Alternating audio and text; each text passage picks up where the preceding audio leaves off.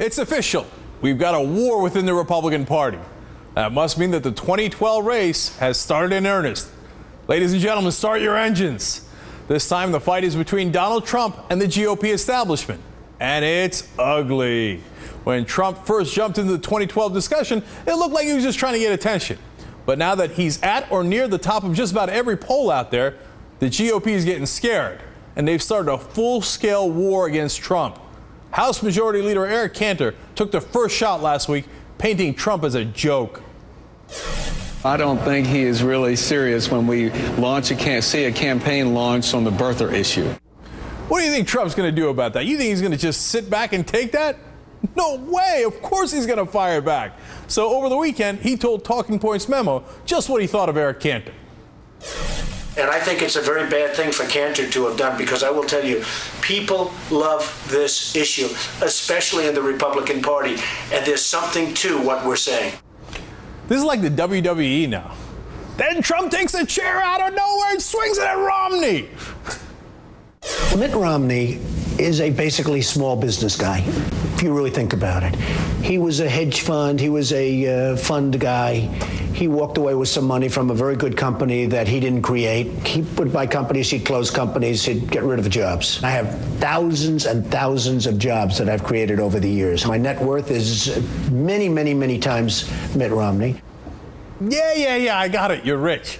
I think he's totally full of it, by the way, on how much money he has. But even if it's true, is that like a real selling point in an election? I'm richer than you, so vote for me? I don't get that strategy. But maybe the Republicans are actually scared of his money and his poll numbers, because the Weekly Standard's Stephen Hayes then randomly jumped into the ring and hit the Donald over the head. The problem I think he has is that he's sort of a clownish figure. He doesn't really have any ideas. He was supporting Nancy Pelosi and Barack Obama 2 years ago. He's been on every side of every issue and in every conceivable political position over the past decade. Now, remember, the Weekly Standard is the bastion of neocons, so apparently they're not on the Trump bandwagon. But then, out of nowhere, here comes the big guy, the reigning king of the GOP establishment, off the top rope. His full embrace of the birther issue means that he's off there in the nutty right and is now an inconsequential candidate. I'm shocked. The guy's smarter than this, and the idea that President Obama was not born in Hawaii, making that the centerpiece of his campaign, means that he's just now a joke candidate. Remember, like Snuka? Well, Snuka would do the full body slam, but a lot of guys go off on the top rope in wrestling, and they do elbow from the sky. That's what Rove just did, that, and the Donald is really. But just like in wrestling, where you sometimes can't tell who's hitting who, and sometimes they hit the wrong guy, Rove even accidentally helped the president while swinging away at Trump. Now it is weird conspiracy theories saying things that people, none of his family knows what hospital he was born in Hawaii. Wait a minute, his family knows what hospital he was born at. No, nobody knows him in college. One of my White House deputies was a classmate of Barack Obama's at Harvard and helped get him elected the law review editor. So that's it, right? I mean, the Donald must be knocked out by now. Oh no, here he comes again. Watch out, Rove.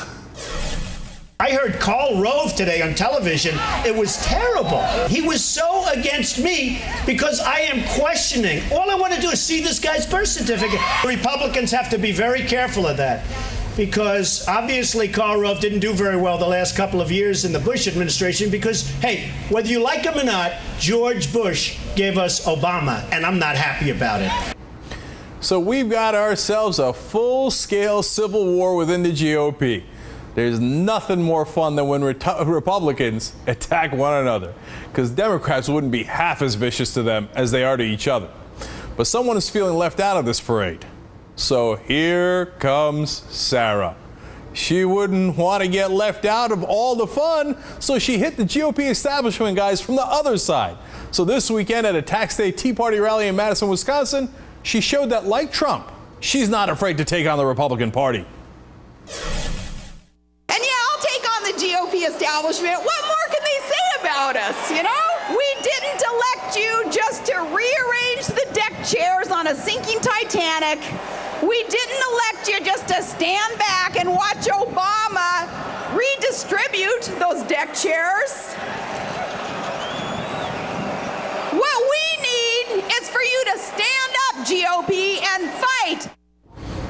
I love this. It's just like wrestling. You know, like when they zoom to the, who's coming out of the locker room and you hear the music and then it's like, uh-oh, there's Sarah and she's helping Trump. Oh my God, she hit Rove. It's so much fun. But the other way to look at this is basically Sarah Palin saying, hey, wait a minute. I'm the real fake candidate in this race. If you're going to attack anyone with a reality TV show, it should be me. All right, Sarah, we got you. We got you. All right, now joining me is MSNBC contributor and Slate political reporter Dave Weigel, author of a recent piece called Enter the Donald, Take Two. And also with me is political columnist for Salon.com, Steve Kornacki, who also just wrote an article on Trump called Is the Right Finally Turning on Trump? So, Steve, let's start right there. Man, they seem pretty mad at Trump. That was fascinating. Why are they so mad at Trump? Well, I mean, I think it's amazing what a couple polls will do when they show a guy like Donald Trump suddenly, taking the lead and even starting to put some distance between himself and the rest of the pack. I mean, I think everybody's instinct in politics, Republican, Democrat, media, for the last few months is, okay, it's just another Donald Trump publicity stunt. But he's carried this to a length, I think, so far that people weren't quite expecting. He's done it with this very, controversial rhetoric over birtherism. And then when he starts taking off in the polls like that, there's the immediate concern of what is this doing to the Republican Party brand right now? And then it starts to enter their minds a little bit. Boy, if this guy ever got close to the nomination, if this guy ever, God forbid, won the nomination, this is an absolute catastrophe for us in the fall. And I think they went through this just a few months ago with Sarah Palin. A lot of those same voices. Why? Can I just stay on there? Same reason. They woke up after the 2010 midterm election, as the Republicans did, and they said they did very well, but they left seats on the table because in some of these key high-profile Senate races, like in Delaware with Christine O'Donnell, Nevada with Sharon Engel, they nominated fundamentally unelectable candidates. And they looked at Sarah Palin and they saw the same ingredients in place. And so they rose up against her, sort of subtly in many cases, and they delivered the message to the conservative base that you don't want to go near her in 2012. So I think they're doing it now with Trump. No, and so there is a real fight between that base and the GOP establishment. It's not fake. That's real. And Dave, let me turn to you here. Are they right about Trump? Because, Trump has said many curious things in the past, given what he's saying now. He said that Barack Obama could be a great president. He said Obama was the worst president. He said Bush was the worst president, et cetera, et cetera. Are they right about Trump? Is he, does he not know what he's talking about? Well, more importantly, in 2000, when he thought about running for president under the Reform Party ticket, if you remember that, he was for universal health care. He was for a one-time enormous surtax on people worth more than $10 million. So when you hear somebody like Steve Hayes say he's been on every side of every issue, that's what he's referring to. If you saw what the Club for Growth said today, the Club for Growth is very influential. I mean, when we talk about Tea Party candidates, we used to talk about the Club for Growth, these guys who bundle money for conservative candidates. They came out against Trump this morning saying, look, he's on the record for an enormous, I think 25% tariff on Chinese goods. He says we can drive the price of oil down to $40 or $50, which I guess means going back in time and killing more ferns so they become oil. We just can't have this guy take over so much of our debate, because we Republicans are having a pretty good political debate, we thought, before this guy barreled into it. Yeah, the thing is, he's also clownish in so many different ways, and I guess they've sniffed that out. He's saying, if we go into Libya, well, let's just take their oil. And, honest. Yeah, well, I guess it's honest in a way. He says that if he went in the room with OPEC, he could just rough talk them and that they'd give him better prices. That's not how the real world works. It reminds me of Bush when he said, I wish I had a magic wand that said, low gas. Right? No, there is no magic wand, Donald. So, but look, Steve, turning back to the other candidates now, he's sucking all the oxygen out of the room. And Pawlenty's trying to compete with goofy jokes. Let me show you another one. I'm obsessed with Pawlenty. So let's show you a joke here and then come back and talk about it.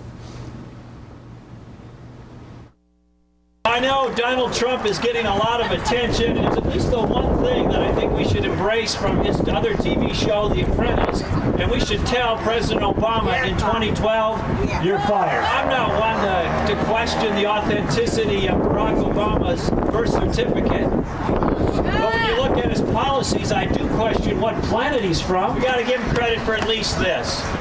He's proven that somebody deserves a Nobel Prize less than Al Gore. Steve, now he's reminding me of Bush. We should tell him, you're fired. Okay. You just need Ed McMahon off camera with a hi-oh at the end. Hi-oh! Okay. He's hired like every Republican consultant. He needs to hire at least one more speechwriter, I think. Right. No, but Dave, that's the thing. I want to ask both of you guys. I mean, are guys like Pawlenty in a lot of trouble because they can't get any attention and they got to get desperate and make these terrible cheesy jokes? Or maybe that's just the way Pawlenty is. But isn't it kind of embarrassing for a so-called legitimate candidate to be getting this house cleaned by Trump?